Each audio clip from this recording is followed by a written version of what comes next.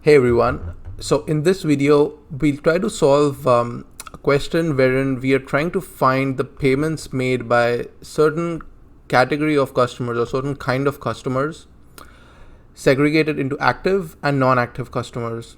So for this first, let's try to see what is the data contained in couple of tables. So I have the payment table here and the customer table here. So let's have a look at what these tables contain.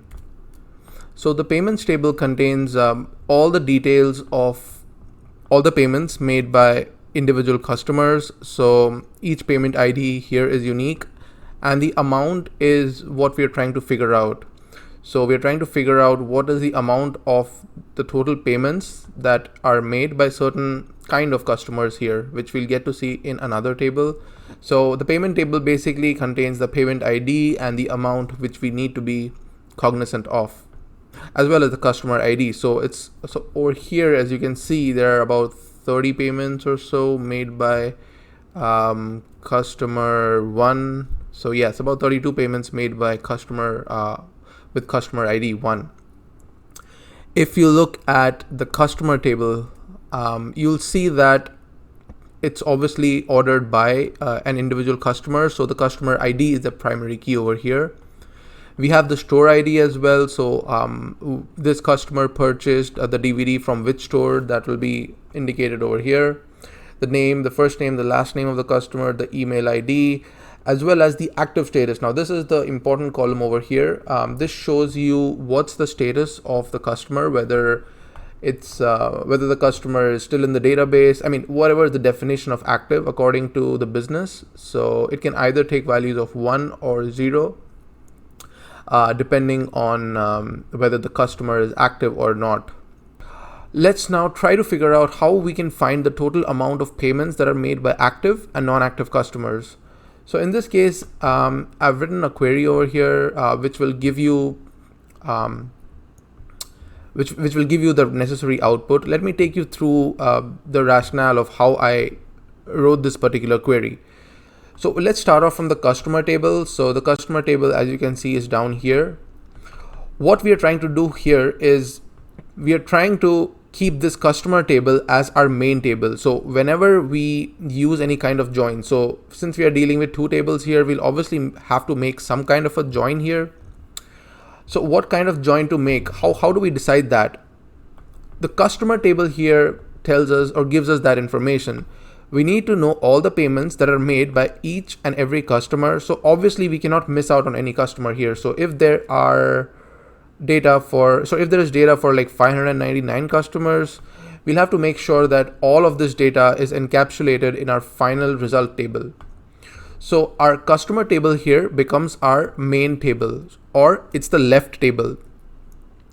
So we left join whatever table that we want onto our customer table here because we do not want to miss out on any data here.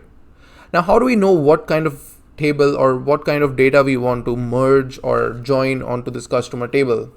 Well, let's look at what data we need. We need data of the payments made by the active and non-active customers. So let's have a look at the payment data here. So from the payment data, all we need is the customer ID and the amount of payments made by each of the customers. That's the only information we need, because the information for whether the customer is active or not is already contained in the customer table. So all we need from here is the customer ID, or rather, the customer ID, and also the total amount of payments that are made by that customer. So as you can see, the customer ID isn't unique here, but it doesn't matter because anyway we'll have to kind of group by customer ID and then sum the amount of payments made. So you can get a good idea of what you want from this table by just knowing your primary requirements. So from this table here, from the payment table here, all we need is the customer ID, or we need to group the customer ID and then need to sum by the amount here. And once we do that, we'll have a column here which will give you a unique customer ID, and then it'll become easy for us to join this customer ID with our customer ID in our customer table. So that's the rationale of how we choose to join these two tables. So obviously this table that I'm manufacturing here would be called as the derived table, because we are not joining, we are not directly joining the payment table here, but we are joining a table that is derived from the payment table. Once we do that, we have the basic skeleton that is required. So we'll have we'll basically have the customer ID with us, and we'll have the total amount of payments that are made by each of the customer. We'll also know from the customer table. So let's have a look at the customer table again here. So what we do know after performing these joins here, so after performing these joins, what we would know is we would know the customer ID, we would know the active status of the customer, and we'll also know the total amount of payments made by each of these customers, because we are joining this on customer ID. So this is in essence, so by performing these operations, we are in essence adding an extra column over here, which will give you the sum of the amounts of the payments made by the customers. However, we do not need all of this information. We do not need all of the customer table, neither do we just require this final column over here, which will contain the total amount. What we do require is we require the payments made by active and non-active customers.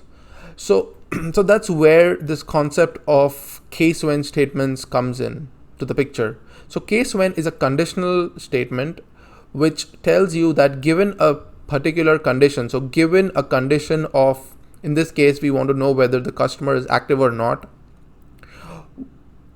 what is the desired output that we require. So in this case, when the customer status is 1, then we would require to sum this total amount. In the case when the customer status is non-active or 0, we would again require to sum this amount, but then in this case, the column would be categorized as a non-active column. In this case, the column would be categorized as an active column. So remember, when here in this case, we are using two separate select statements, or two separate statements in the select clause. This just means that we are creating two different columns. And that's what we require, because we are asked to find the payments made by active as well as non-active customers. So this would be a right way to go about it. In case we require an average payment that is made by active customers, or an average payment made by non-active customers, we would simply use an aggregate function over here called as AVG, which is an average aggregate function. So in this case, what it would do is it would perform, in its numerator, it would perform the same operation, the sum, in the case when customer status is active. However, it would also divide this by the count of the customer IDs. So in a sense, it is this divided by count of the same expression over here. So if we perform this operation, it would come out to be the same as the average of the active payments. You can do that as a little exercise if you want to check out whether these. So here I should be putting customer ID. I shouldn't be putting the total here. So if you count the number of customer IDs and use this as a denominator, divide the sum of the totals by this count, you would get the average of the active payments. So I'll just delete this for now. And similarly for non-active payments, you would again do the same thing, but now you would put your active status as 0.